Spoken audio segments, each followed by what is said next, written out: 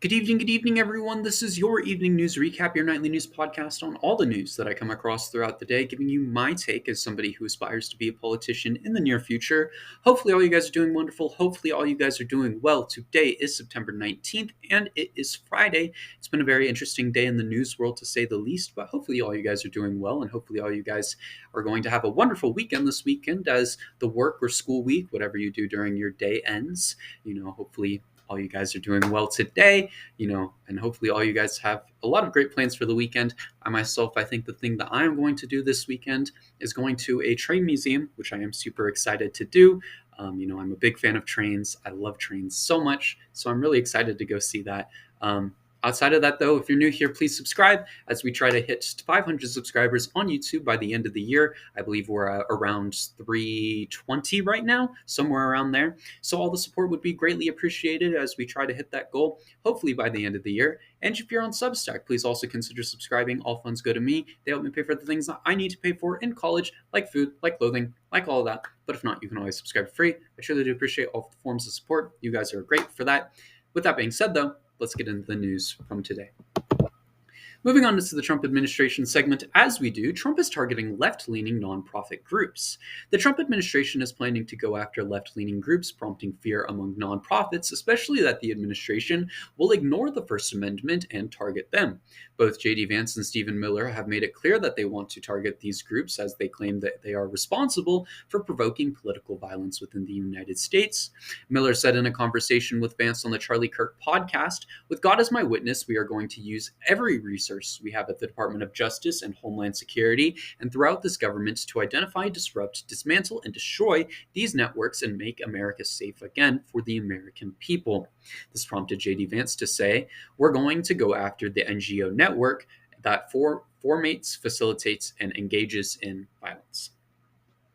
This is absolutely insane, and it's a bullshit scare tactic. It really is. It's the same with Antifa from yesterday. It is a scare tactic and proof that this administration is weak and actively doesn't know what to do. I mean, the people have the numbers, and we all know that, and their goal is to prevent the people in this country from being united. That's how dictatorships stay in power, and that's the truth, whether you like it or not. That is the point of attacking these left groups, and it's the point of the Charlie Kirk situation, and that's the point of all of this. To make you feel afraid, to worry you, to scare you. And I've expressed this on multiple occasions, and I'm going to keep saying it, even though I have said that I am worried. It doesn't mean I'm going to step down, because that would go against everything that I've worked for so far.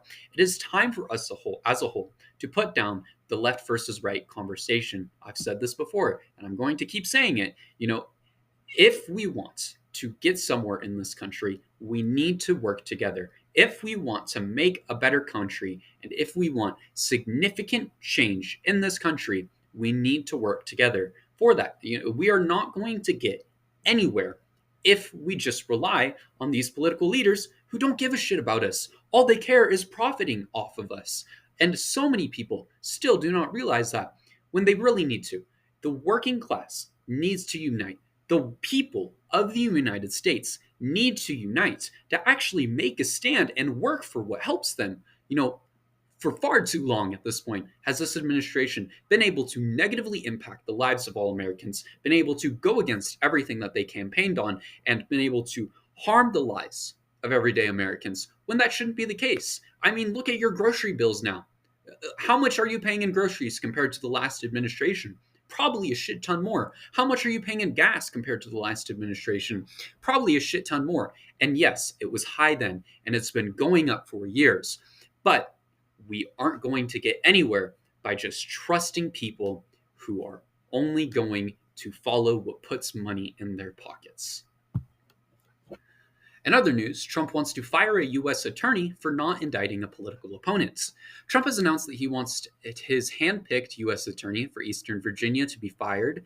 Trump is expected to fire U.S. Attorney Eric Siebert, however you pronounce that, sorry, after he was unable to find incriminating evidence of mortgage fraud against New York Attorney General Letitia James, therefore being unable to prosecute him. Trump told ABC News, "I want him out." Continuing, when I saw that he got approved by those two men, I said, pull it, because he can't be any good.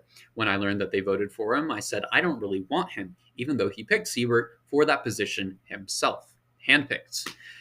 This is corruption at its finest. If someone doesn't do it your way, get rid of them and find someone else who will, and then blame another person for putting that person into power. It is a strategy that fascists, that oppressors have used for hundreds of years now.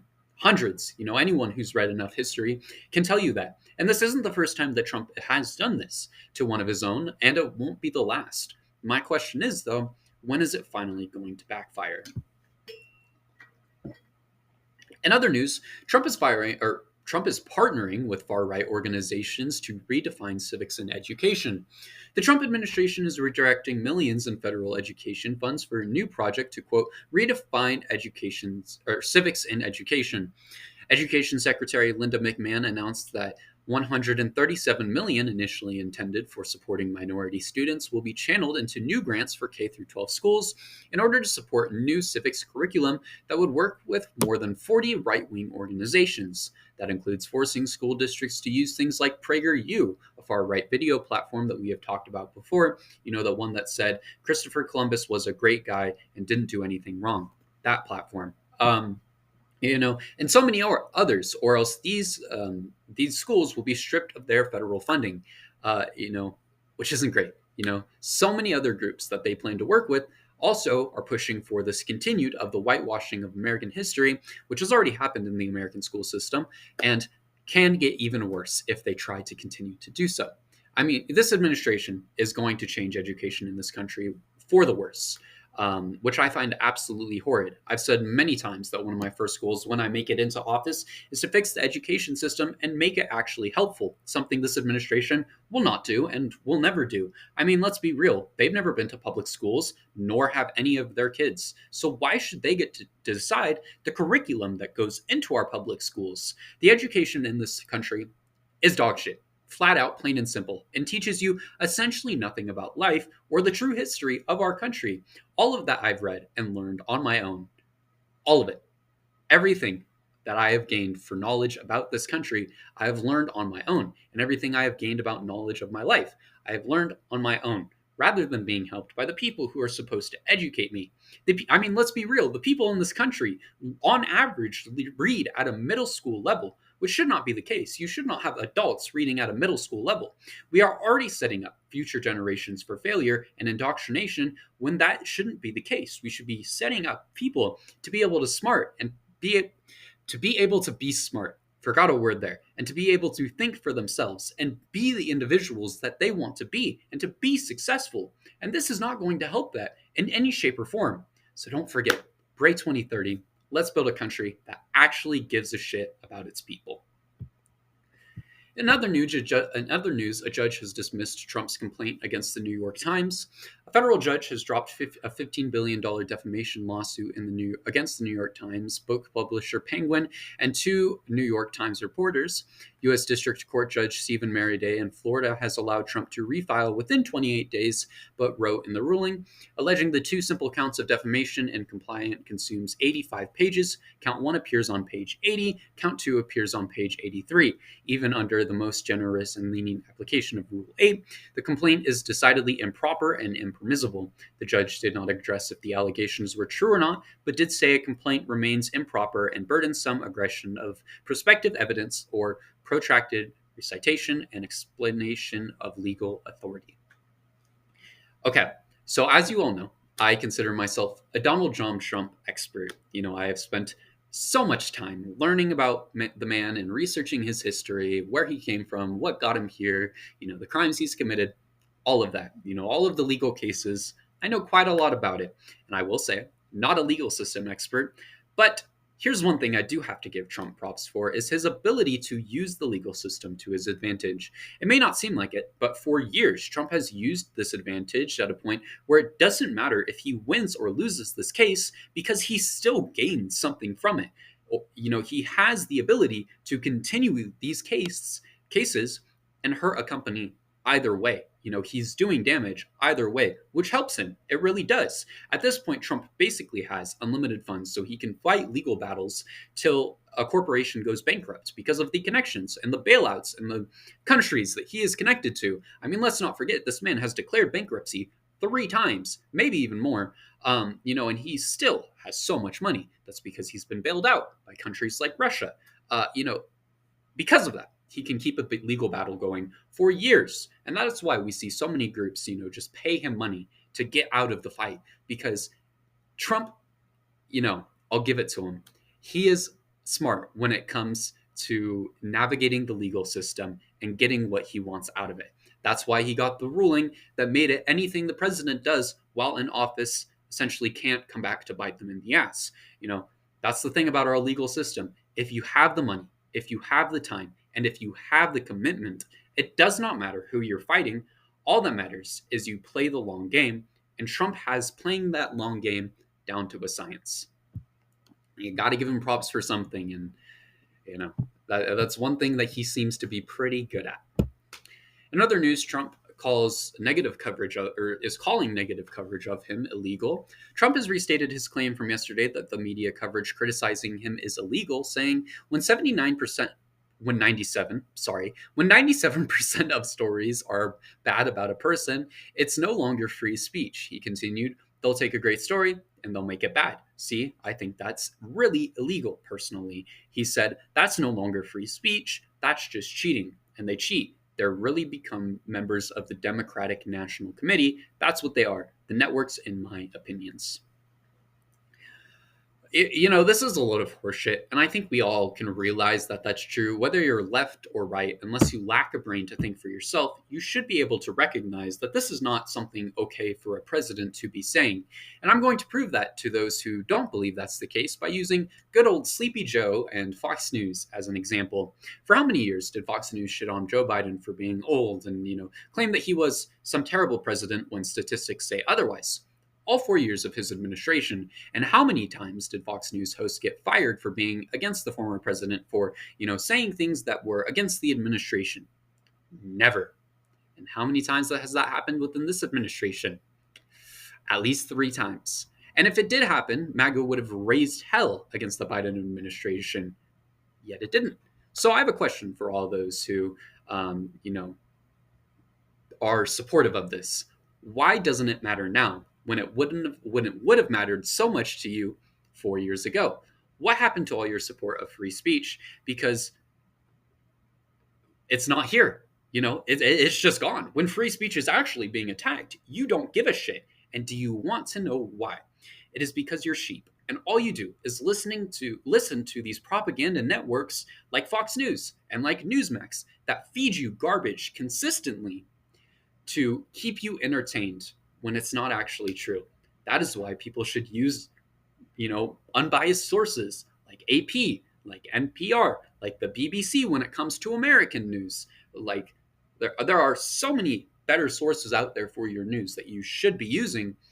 Yet using things like Fox News, especially, is one of those worst sources in the entire country. I mean, they legally cannot call themselves news for the amount of times they've lied. It's the same with CNN and MSNBC. These are biased sources that people use when they really shouldn't be. We should be using unbiased sources, and all news should be unbiased. Yet, people allow themselves to be continuously fed this slop and don't learn anything from it. Instead, they allow themselves to be indoctrinated into bullshit that genuinely negatively impacts them, yet they aren't smart enough to realize that, which is a massive problem. Anyways, moving on into our other news segment, as we have 2 final topics for today. Colin Kaepernick has agreed to pay for the independent autopsy of Trey Reed. Civil rights attorney Ben Crump has announced that Colin Kaepernick's Know Your Rights Camp autopsy initiative will pay to cover the cost of the second independent autopsy for Trey Reed, the student found dead at Delta State University. In Crump's press release, he said, "We thank Colin Kaepernick for supporting this grieving family and the cause of justice and truth." I remember growing up watching Kaepernick on the 49ers, and without a doubt, he was done dirty by the NFL, not just for taking a stand for something important, but taking a stand for what he believed in. And that is in so many ways important. And the fact that he was done, so dirty by the NFL is something that I will never forget. I'm glad to see that he continues to stand true to that and to, help those in need, especially in situations like this. He is truly a legend. I remember, that Super Bowl against the Ravens, and it is definitely unfortunate that he was not able to get that one done. But truly a legend. That's a jersey that I don't have in the collection yet, but one day I hope I can get my hands on. I know they're not the most expensive ones, but I don't got the money for that right now. But I would love to have a Colin Kaepernick jersey one day because he is a legend. And the fact that he was done so dirty by the NFL is really unfortunate. In other news, moving on into the final topic from tonight's 250 U.S. politicians visited Israel. A conference was held on September 14th that has only gotten media coverage from local Israeli sources. So, what happened? The 50 States One Israel conference was hosted by the Israeli Foreign Ministry and was described as the largest delegation of elected officials to visit Israel, as 250 plus American lawmakers visited the country. The event in its entirety was paid for by the Israeli government, including transportation, stay, food. All of that was paid for by Israel, and lawmakers have been receiving invitations since May of 2021 to attend the event. The event was attended by people on both sides of the aisle, but overwhelmingly dominated by Republicans, according to the Wikipedia page on the event. Lawmakers visited the usual spots for visitors in Israel, like the West Wall, like all that kind of shit. I really wonder why this isn't getting any media coverage. It's really interesting. Really, really interesting. Not a peep to be heard at all from Western media. That really tells you, where the money is going, where it flows, who's getting paid what. Which I'm sure most of you didn't even know this happened because of that, which is interesting, isn't it? Interesting. How many other things are going on, I implore you all to do your own research on who was in attendance and what happened on this event, because the whole thing is, once again, very interesting. And I've said that I am not a fan of Israel before, and I will continue to stand on that hill. Not a fan of the Israeli government. Could care less about the people. Have no problem with any of that. Just not a fan of the government. And I will continue to stand on that hill. But you should all go do your own research, because sometimes. Anyways, with that being said, thank you everyone for watching this video. I hope you all enjoyed. If you're new here, please consider subscribing. All the support would be greatly appreciated as we try to reach 500 subscribers once again by the end of the year. That would be so cool. All the support. Please subscribe if you're new. And if you're on Substack, please also consider subscribing. All funds go to me. They help me pay for the things that I need to pay for in college, like food, like clothing, like all of that. But if not, you can always subscribe for free. I truly do appreciate all forms of support on this content. It means the world to me that so many of you continue to support my work day after day. So thank you all. You guys are goated. You guys are amazing. And I will see you all